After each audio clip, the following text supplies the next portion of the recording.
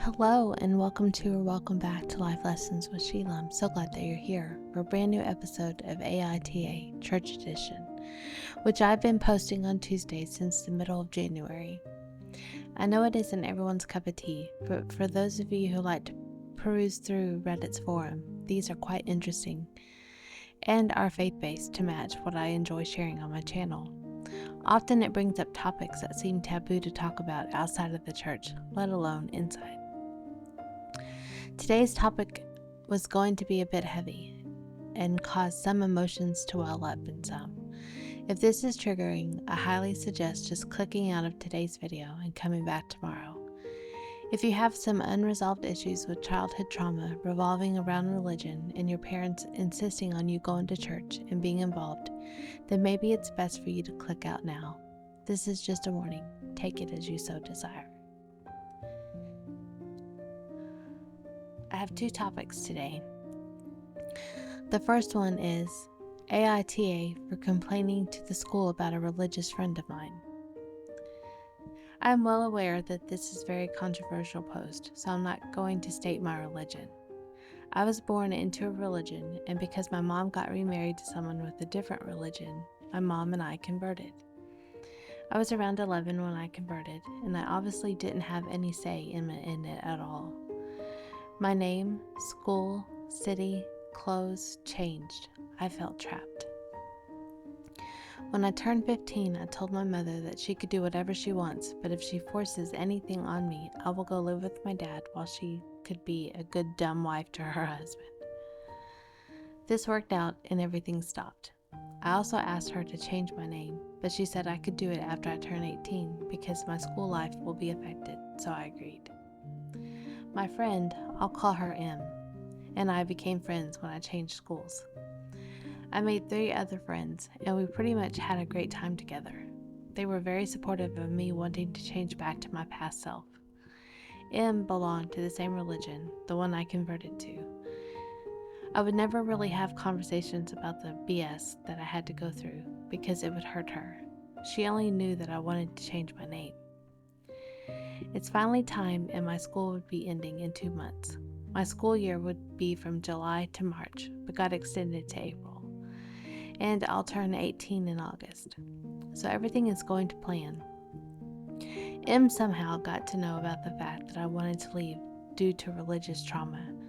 My other friend blurted it out, and M got mad. She started telling me that I'm making mistakes by changing. She tried to convince me by reading verses from her holy book and translating it. I just told her that I didn't want to offend her, but she needs to keep her stuff to herself. She does the same BS and would tell me the horrifying ways that I'm going to die. She crossed the line a few days ago. She had the audacity to call my mom and ask her to not let me do it. She told her that I am converting back for the wrong reasons, and my mom's going to go to hell if she lets me sin. My mom shut her down and told her that I'm the one who'll pay for my sins, and it doesn't concern her. M calls my stepdad too. I called up M crying, told her that she needs to shut the F up before I complain about her to the school.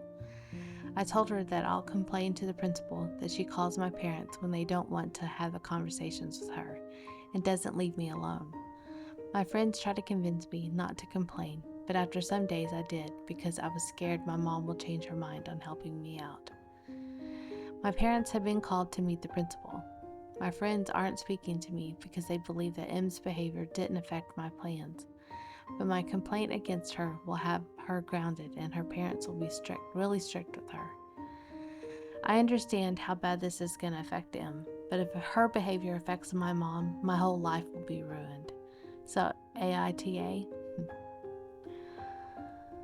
Comment number 1 is people who have never lived in someone else's shoes can never understand what the other person feels. That's so very true. If they take the side of religious nuts over you, say good riddance and find better friends. She caused you to cry, OP, and these friends don't care about that. Do those friends, not the BS had to go through? I don't know. They blurted it out. I guess it's time to tell them the whole truth. NTA. Comment number 2. is NTA, but you may well lose several friends. Even very good people can be blinded by faith. Remember that according to their worldview, their actions were morally correct. If you want to keep their friends, you'll have to keep the firm boundary, but also understand their perspective. It will be difficult. Also, I think I've put together where you're based on comments. If I'm right, it's great that Mom is willing to help, because a young woman living on her own is a complete non-starter. The when you're 18 thing set off a warning bell in my head. Controlling parents don't just give up control. Please watch for your stepdad setting you up with a husband to settle you down.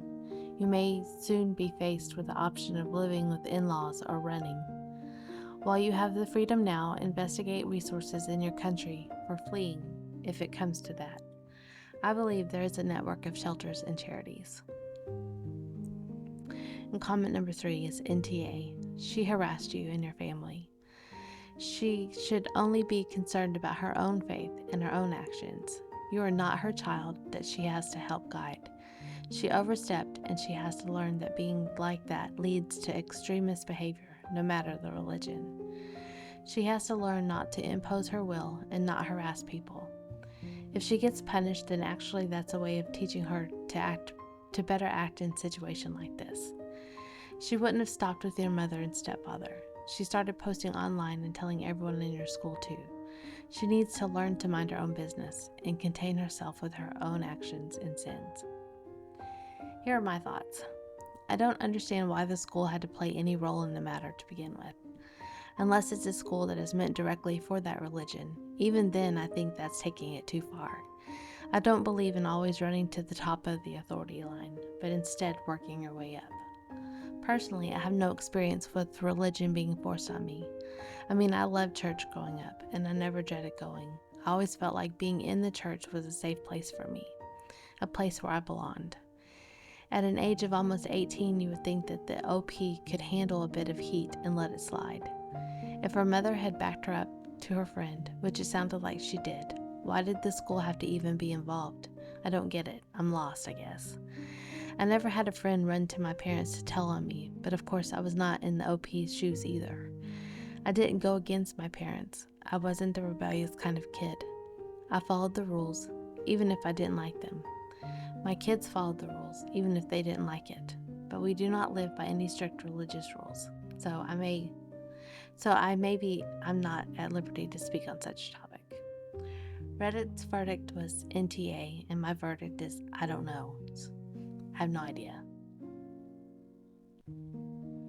Our second topic is AITA for asking my parents to stop talking about religion to me.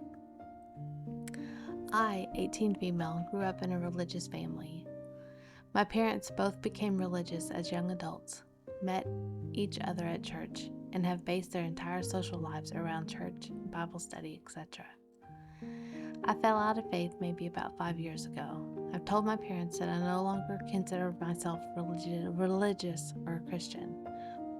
This has caused many fights between us, mostly because my mom and I used to beg not to attend church and complained about having the religion forced on me. My parents have told me this hurts them greatly, and my mom has said to me before that I have caused her to question her faith. They say that because I live in the house and I'm dependent on them financially, I'm essentially obligated to follow house rules and go to church with them. As I've grown older, I've come to understand that the religion is really important to my parents. They think they're doing what's best for me, according to their religion, and I understand this. Because of this, I attend church weekly still, and no longer ask to not go.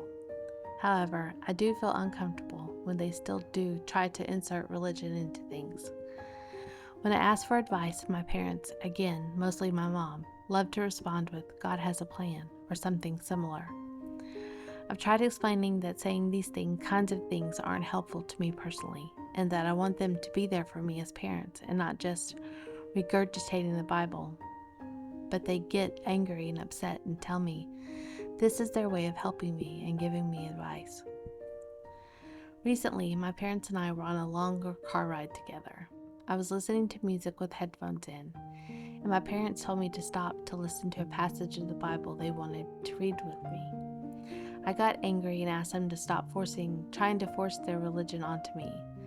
They also got angry, calling me closed-minded and selfish. As a punishment for being disrespectful, my phone was taken away for the remainder of the trip. I know that in the grand scheme of things, getting my phone taken away isn't significant whatsoever. I can also acknowledge that getting suddenly angry wasn't the best way to confront them about this issue. However, this isn't the first time something like this has happened, and I have been called closed-minded or selfish before for not wanting to listen to a Christian podcast, read a Christian book, or do devotions with my family. I understand that hearing that I no longer believe is difficult for my parents to accept, but I feel like they are directly infringing on my personal rights by forcing me to listen to Christian media when I have told them that it makes me uncomfortable. But am I actually being closed-minded by telling them I don't want them to speak about it? Aita. Comment number 1. NTA. I would think everyone has to find God for themselves if they're going to do it. There's a scripture, Proverbs 22:6, it says, "Train up a child in the way he should go, and when he's old, he will not depart from it." Your parents raised you the way they thought they should. In the end, everyone, including you, has to find your own way. Remind your mother that she has to let you find your own way. She cannot force you to believe. Comment number 2, NTA. I think your parents don't understand that the hard sell they are pushing on you is actually doing their cause more harm than good. They're actually actively pushing you away from religion without realizing it. And no, it's not selfish or closed-minded to not want to listen to a Christian podcast or read a Christian book. Maybe you can make them a deal. You will listen to a Christian podcast if they will spend an equal amount of time listening to an atheist podcast. And you will read a Christian book if they will read the exact number of pages of an atheist book. Then you will see how open-minded they are. Comment number 3 is NTA. You have the right to choose your parent. You have the right to not choose your parents' religion, and they have no right to impose their religious beliefs on you. Start saving for a place on your own as soon as you can if you have found employment, and make sure your paycheck is direct deposited into a bank account that only you can access. Tell your parents that you will put on earphones if they start their religious talk again, and you have every right to do so, and they have no right to punish you for it. To the OP's parents, YTAs for imposing your religious beliefs on her after she already told you to stop doing so. And don't be surprised when OP goes NC with you, which is no contact. Here's my thoughts. I can see how this can be difficult. As I have shared before, my husband did not attend church with us. He was not the church-going kind of guy, mainly because he wasn't raised in church going home, and I think a lot of that is dependent on how you are raised. I was raised in a home where I attended church alone on Sundays when I was in elementary school. My mom was working or too busy or just chose not to go, but she sent me. Once I hit middle school, my mom did get involved, and so did I. We were regulars, attended every Sunday morning, but she never pushed religion on me. My godmother, on the other hand, always had TBN playing on the TV, and we listened to church music. And when I stayed with them, I would go to church with them. I loved everything about it. As I stated above, church was always a place of comfort to me. The kids enjoyed going to church and getting involved in children's church. I would listen to contemporary Christian music, podcasts, and various church sermons on CDs with the kids in the car.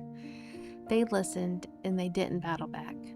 So again, I don't have the experience with this personally, but my god sister rebelled against her parents for some time. She became a young mother at the age of 15. She left her home and married her child's father. But I think she rebelled against her parents as their ways as a way to get out of their control. Now, she has a healthy relationship with God, and she returned to her faith after a few years away.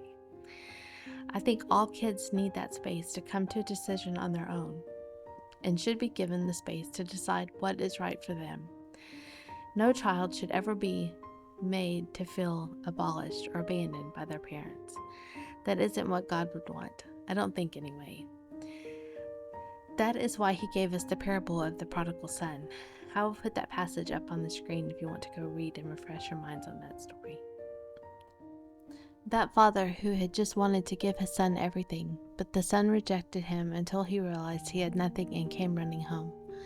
That is how God is with us, and when we turn away thinking we know better, and then come running back, he will drop everything to meet us where we are and to welcome us home.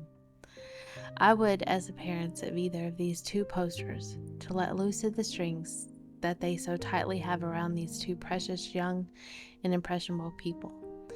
I think many believers hinder the growth of the Christian body out of their own foolish actions and things that they say, and how they treat people outside of their home, let alone the damage that is done inside of the home. As a believer, I just have to worship my way and pray that the right people will hear and see the evidence of my faith. Reddit's verdict is not the a-hole. My verdict is the same. I think you just need space and time to heal the hurts that people in the faith have caused. There's a quote that I have seen going around that I adore and goes along with today's topics. Larry Buford Jr. said, "If being hurt by the church causes you to lose faith in God, then your faith was in people, not in God." That is the whole purpose of my channel. It's to offer a safe place for others to come learn about God in our own way, because really that is the only way we can grow in our faith, is on our own. We can listen all day to someone preaching and teaching, but until we make the effort to create and to have a relationship with God on our own, we are not living truly in a relationship with Him. Thanks for hanging out with me today. If these topics stirred something up in you and you feel the need to talk about it, the comments section is open. If you have your own question for AITA Church Edition that you would like to ask, feel free to email me. Until next time, I'll see you guys later. Bye.